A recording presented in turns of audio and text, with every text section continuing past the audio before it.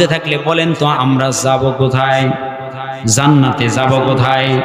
জান্নাতে সকলের আশা আছে, আমরা সবাই জান্নাতে যাব।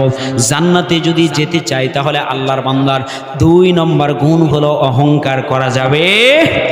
বলেন জোরে, অহংকার করা যাবে? আল্লাহ পাক রব্বুল আলামিন আপনাকে বড় উঁচু শিক্ষিত বানিয়েছে, আপনি অহংকার করতে পারবেন? বলেন, কথা বলেন, অহংকার করতে পারবেন? অহংকার করতে পারবেন না।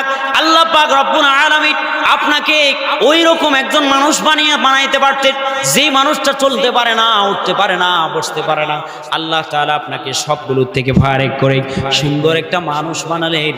এত সুন্দর নামে মানুষ বানায়া আল্লাহ তাআলা সুন্দর একটা মেমোরি আল্লাহ পাক রব্বুল আলামিন আমার আপনার জন্য ফিট করে দিলেন।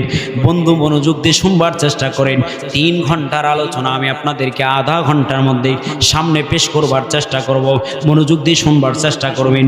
যারা উঠে গেলেন, কোরআনুল কারীমের কথাকে বাইপাস করে উঠে গিয়েছেন, বন্ধু কিয়ামতের ময়দানে